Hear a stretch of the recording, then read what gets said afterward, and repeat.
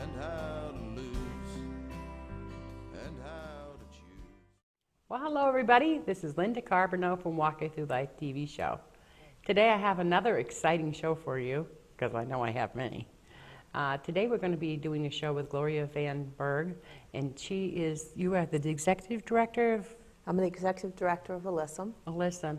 And today we're going to be talking about dealing with voices. Yeah, hearing voices, talking about voices.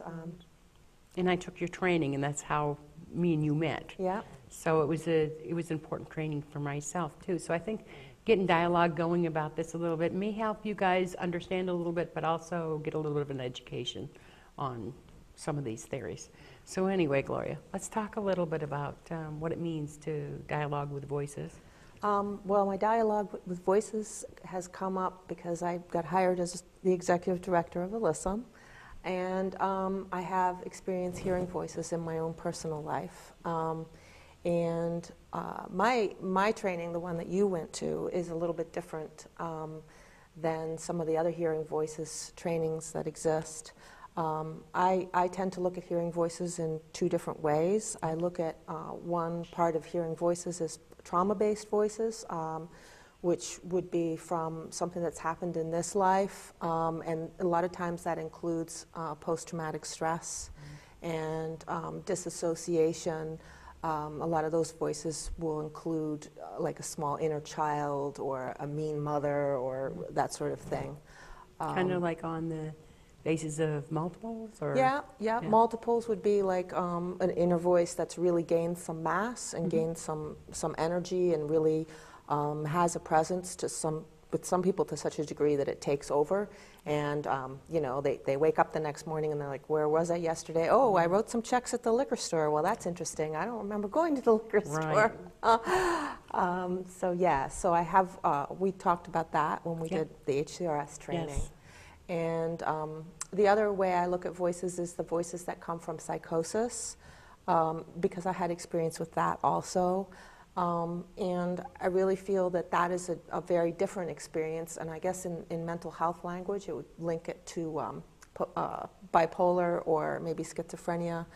And usually those voices are linked with, you know, really going out there, being in a different energy, seeing things that you've never seen before, angels, aliens, being pursued by Nazis, being spied on, that sort of thing. So the two are so different. The two are really very different. Yeah. And somebody who really has psychosis, when you're really way out there, it's very hard to reach somebody who's having a very altered experience. You know, and Alyssum is a peer-run crisis respite, which means that there's no medical staff, and it's all people with lived experience. And the foundation of the program is a very non-judgmental, accepting approach, where we don't look at what's wrong with you. We look at what's happened to you and how do you deal with life and how's life working for you, and can we look at how you're dealing with that, and maybe can we talk about, are there different ways to navigate this? So our Hearing Voices training that we developed was developed with help from the staff that we have and had, and very much to sort of raise awareness around this and to help the staff who haven't experienced voices and to talk to people who are. A lot of the guests that come to Alyssum, I'm going to say a lot, like a majority of them, do hear voices. Most of them are the voices from trauma. A lot of people experience post-traumatic stress and disassociation and are struggling with what they hear. And you know, the mental health perspective on that has been to say that you're mentally ill and you need to take these medications, and there's not much you can do about this. You're stuck. You're stuck. That puts you in a box. And you're going to be that way the rest of your life. You're going to be that way the rest of your life. There's nowhere to go from here. We don't think like that. You know, I heard voices, the trauma-based voices, for a long time. I had multiple personalities. Um, I never was in the mental health system, so I never got diagnosed. And I just never really thought about it other than the fact that, you know, I was traumatized as a child. I was abused. And I knew that that was the reason why I had these things. And my mind had split off and compartmentalized the information and the memories in many different places. And, you know, when I was 22, those little places started giving me the information. And it was not a fun experience. No, it's not. It's obvious that, you know, because I've been through some of the similar things, how difficult it is and the challenges.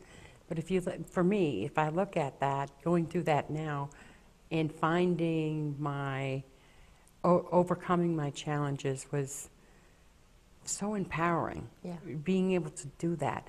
And then, like you said, sharing what you share with others, and I'm sharing what I'm sharing with the audience, and you know, everything that I had been through.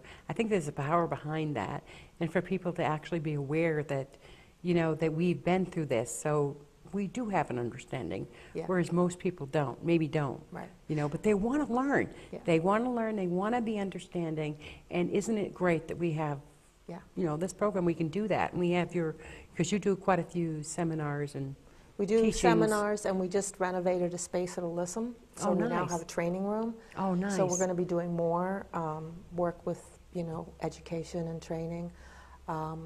I just think, you know, our program has been enormously successful. We're in our third year now, and we're funded by the state, so we're free to all Vermonters.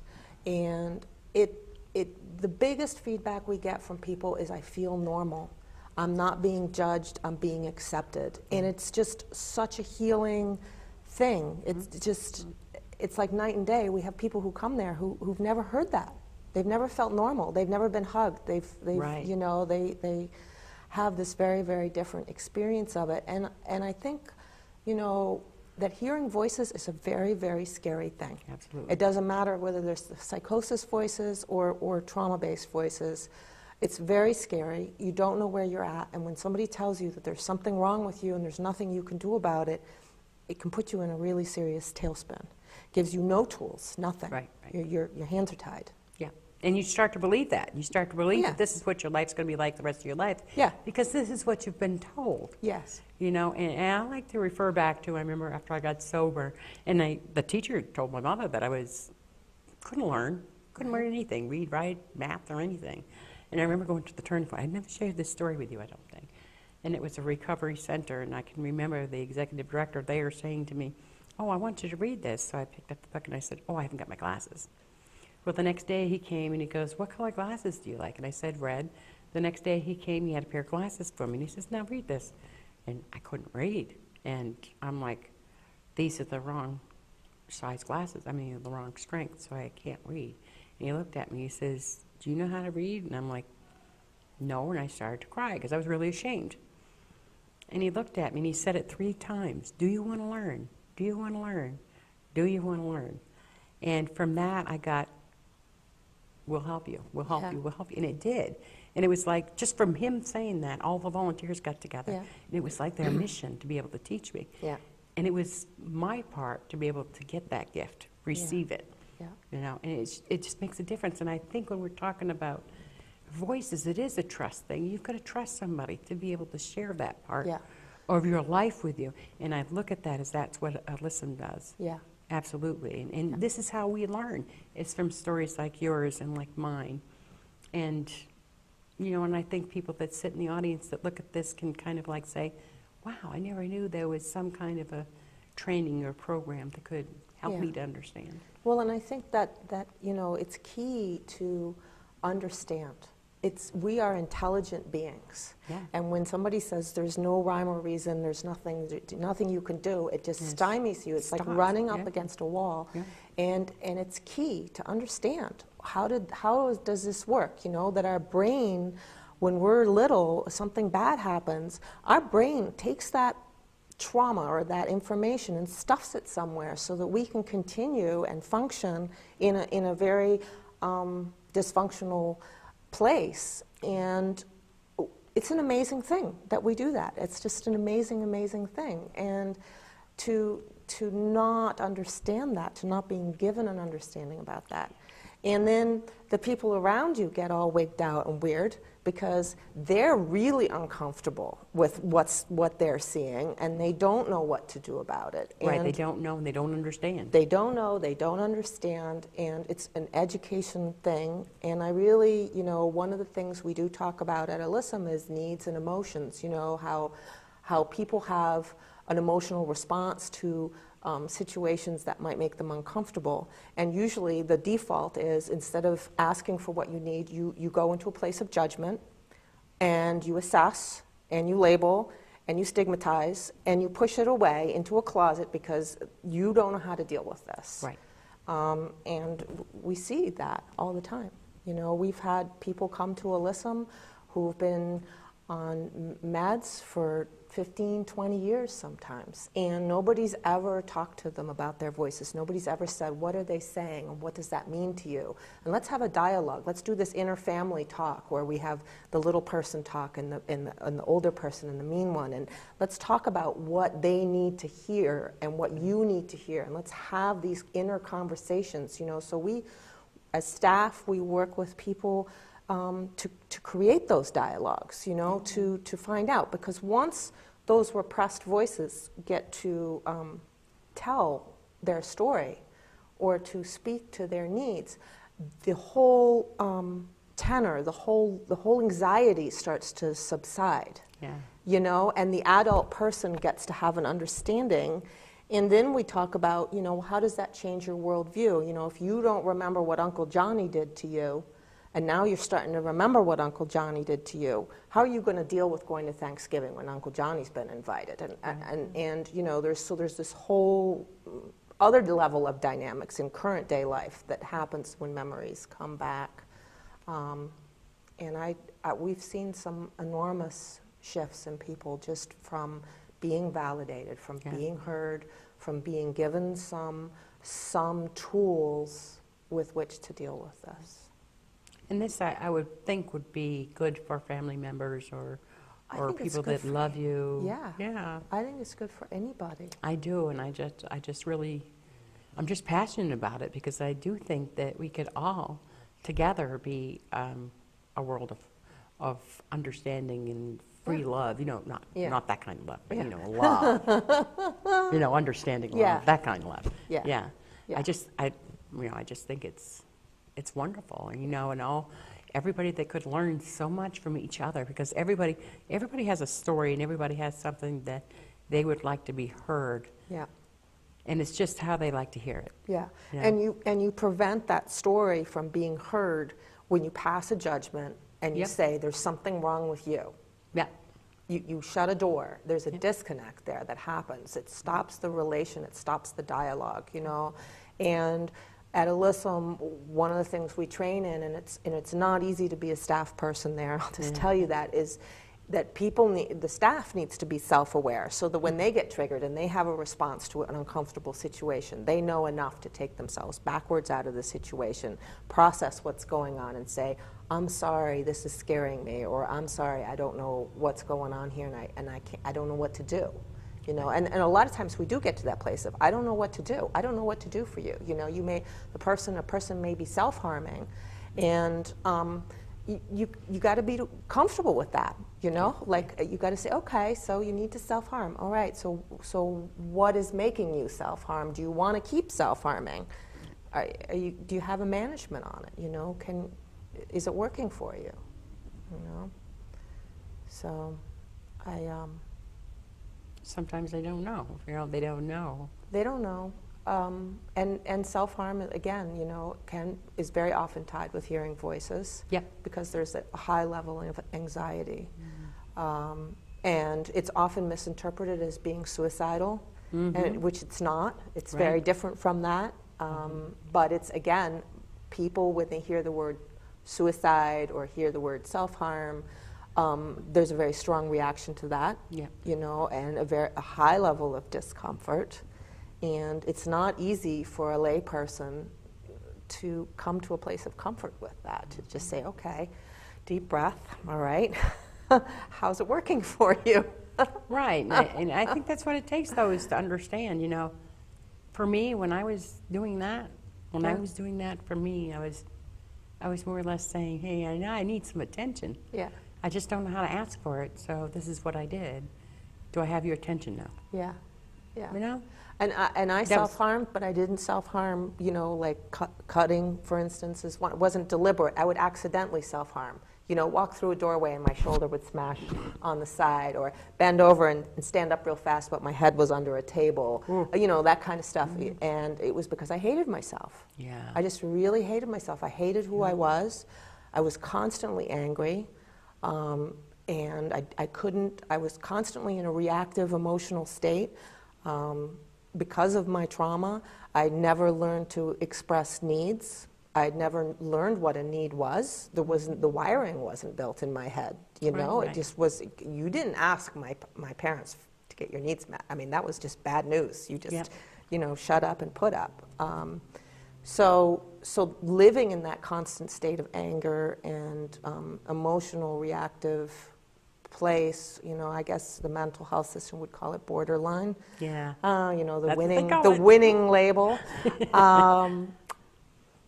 That's a That's horrible what- way to live. It is, but you know, and I think being talked down to and said, this is going to be you the rest of your life, so get used to it. It's kind of like, where's the hope in that? Yeah, there's no hope in that. But then when you do find hope and you say, you know what, I'm not going to listen to them. I'm going to create my own Yeah. healing, and you Yeah. seek that out. Yeah. But a lot of us can't seek it out. We can't seek it out. Some of us can, some of us can't. Right. And that's okay too. Yeah, exactly. It's okay. You know, it's okay. It's got to be okay. Yeah. Because it's not, you know, it's not like for me, it's not my journey to take on somebody else's suffering. That's right. If they're really determined to suffer, Then that's then they can choose to do that, you know. And I think that is a really hard thing for people. You know, when we work at Alyssum, we know that. You know, we know that it's not our job to fix somebody or to really help somebody. It's our job to be there, to offer tools, to bear witness, to not judge, to validate, and the results are awesome. Yeah. That's all I can tell you.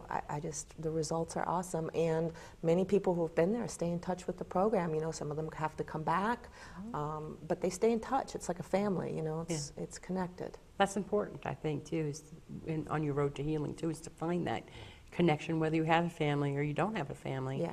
This would be kind of like an extended family. Yeah. You know, it's Yeah. kind of the same theory around quitting drinking or quitting smoking or wherever you're getting the support to do that from. Yeah. It's important to not be a part of your life for the rest of your life. Yeah. And to be accepted and to be not judged. Yeah. You're going to remember those people that don't judge and that accept you. Yeah. Because I think we all have that within us, to be non-judgmental and to be acceptance of people. But when we don't understand, I think, you know, we get lost in our own stuff. Our own stuff, yeah. You know, And which I we all think a have lot our of own the times stuff. we don't know we have our own stuff. That's true. You know, like for me, I went through a pretty, well, I would call it normal life. I mean, I had some really weird things that I did, and I was angry, and I was terrified of people, and I didn't like answering the phone, and I certainly didn't like bright lights or cameras or small children, and I didn't know where these things came from. And I didn't start getting my memories back of my trauma until I was 22. Yeah. And at that point, it was post-traumatic stress, and it was just flashback, flashback, flashback. But that was my life, and when I experienced the re-remembering of this other life that I had led that was underneath the surface life that I thought I'd led, it changed my worldview hugely of who I was, who my family was, but it made sense. It made sense out of all the things that I'd been feeling and experiencing, you know? And so there was a huge healing in that, even though there was a lot of suffering in the remembering and everything. And I will tell you, you know, I found a therapist who had a background similar to mine. You know, she'd been used in child pornography as I had. And when memories would come up that were just so, like, off the wall, bizarre. You know, like nobody would ever do this to anybody. Like this doesn't happen. What human being does this kind of stuff to children? Right. You know, she could bring me documentation. She says, this is what the research shows. This is what people do. This is why they do it. And this is the system. And it helped me because she was a peer. She could talk to me from that place of Yes. experience. And she helped me through those flashbacks, and she helped me through that post-traumatic stress, and she helped me when my voices would emerge, you know, because the first time voices really start to emerge and share their experience, which they've held for you all these years so that you could get through high school, Yeah. right? When they start to emerge, it's a very scary thing, and it's very scary to trust anybody because they took that information and went away because they never learned trust. Right. You know, so that's something, you know, we do that at Alyssum. People hear stories. You know, we listen and we don't say there's something wrong with you. We say, hey, you know, there's a reason why you're remembering, and you can get through this, and it's possible to get through this. As hard as it is, it is. It is hard, and we have my famous saying is no pain, no gain. It's true. It's true. It's like I always looked at, you know, challenges as overcoming your comfort zones and going beyond your comfort zones. Yeah. And because you know, I mean, I knew after a while what was uncomfortable for me, and I realized that by not going to face that challenge, I was going to be stuck here. Yeah. I didn't want to be stuck here. I Yeah. wanted to go beyond that. So, Yeah. but I had to do it slowly. You know, Oh, you like have to do it very slow. You have real to do it slow. Yeah, you little have to do bit it at a slowly. time, little bit. Yeah. You know. Yeah. And so, I mean, I'm just amazed at the recovery that I found from point one to now. Yeah, It's it's like awesome. it's amazing. Yeah. You know. Yeah, and I think, you know, when we get, you know, when I was offered this job, which kind of found me, I was like, well, what is a peer? What is the mental health system? I know nothing about the mental health system. I don't understand any of this, you know? And then I started to understand what they were talking about. They were talking about it in a different language. They were talking about my life and my experiences in a very different language, you know, with diagnoses attached and Yeah. and bigger words, you know, that I still don't understand all of them, and I don't want to understand them either. You know, like the first time I ever went to a hearing voices training, I was like, well, what do I know about hearing voices? I know nothing about hearing voices. I go to this training, I'm like, oh, that was my That's life. what that That's is, what yeah. that is. I get it. Okay. Yeah. So, you know, learning from each other, getting validated by other people, feeling good about yourself, and being able to share back. Being open. Being able to open, share, yeah. being able to share back, being able to share, you know, I didn't go to college for this job. I went to art school. Yeah. And I've been a pig farmer and a horseback rider. Wow. So, you know, now I have this job. But everything in my life brought me to this. That's it. You Yeah. know, everything, all these hard things, these suffering things, and overcoming these suffering things brought me to this. And I think, you know, when I was first going through hearing voices the first time, I've been through hearing voices twice, so I've been through the psychosis and through the trauma. It was very, very scary. And it was very, very lonely, and I was a very, very unhealthy person at the time. And the only other person in my life was my boyfriend, who was a cocaine addict. And I lived in this huge warehouse, kind of like this place, you know, big, empty, dark, nobody there at night. And I, you know, fell apart. And I think that if more people could get educated about this and just know that it's okay when somebody, you know, regresses to a 3-year-old or a 2-year-old and is remembering things, and not freak out and not say there's something wrong with you. No, there's nothing wrong with you. You are healing. You are in a healing place. When you are remembering and when your frontal lobe can process that information that starts to come up, which means you need to remember not when you're in a disassociative state. You need to remember and hear in your adult brain the information that's coming and process it, because that's what we need to do. Yeah. You know, it's an enormously healing experience. It's Excellent. life-changing. Yeah. You know, I don't walk into doorways anymore. I don't smash my head on walls anymore. You know, I like my job. I have fun. I like you. We had fun, No, right? I know, we did the absolutely. training, we had fun. I think we do have a real connection there with, I think speaking our truths is what I'd like to say, speaking our truths. I think we both found that is a part of our lives, and Yeah. it makes us happy to be able to share Yeah. that part, so maybe somebody else that maybe isn't there yet Yeah. could see that there's hope and that down the road they can find their path, and you know Yeah, they well, can do this and too. people Absolutely. tell me, you know, people who come there, well, you've done it, I can do it. And it's true. And all the staff there, you know, all say that. I'm not, Mm-hmm. you know, I am less there than the staff is there. You know, they're there all the time. Yeah. But they look at us and they go, you can do it, I can do it. Absolutely. You've been through this, I can go through this. Tell me how you went through this. Tell me what you did. Tell me how you sat through the pain. How did you manage that? You know, and we were talking earlier before the show about coping mechanisms, you Yeah. know? And how there's a lot of judgment about coping mechanisms, like whether it's drinking a beer or smoking cigarettes or doing heroin or whatever. At Alyssum, we look at coping mechanisms under one giant umbrella. Everything from heroin to yoga, including prescription medications, including marijuana, including just everything, cutting. Yeah. And we just talk to people and like, is this working for you? Yeah. Do you want to continue with this coping mechanism? Or do you want to try? Yeah. Or do you want to try something different? Do you want to step away from that? And a lot of people who come, who have the trauma, do self-harm. We don't tell them don't self-harm. We say, okay, we validate it. We talk about it. We talk about why do you do it. Sometimes people stop after that experience. They stop because they've been heard. That's it. They've been heard, they've been acknowledged. They don't need to do it anymore. Yeah. You know, that it's Yeah, there's out of the something closet. Right, exactly. And there's something about somebody saying,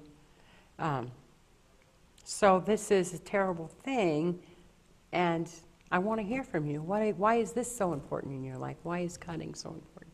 By asking why, it frees up the ability to be able to tell, Yeah. to say, Yeah. to actually say, this is Yeah. why. Yeah, You and- don't understand. This is Yeah. why, exactly why. Yeah. Nobody's ever asked me why. No. They've just said, don't do it. They say, don't do it, it's bad. Yeah, absolutely. Right? And write down how many times on this card you cut every day. Yep. And then we're going to see if we can diminish it, and we'll up your meds to see if it goes away. Right? Exactly. Yeah. So, and, you know, I want to talk a little bit about that coming out of the closet thing. Yeah. Because, you know, things that live in the closet have a way of growing, you know? It's like when you're a Absolutely. little kid, the monster's in the closet. Well, when you first start seeing the monster might be this big. But after a year or two, it's like really big in your closet. And there's something about disabling that monster when you open that closet door and you shine the flashlight in.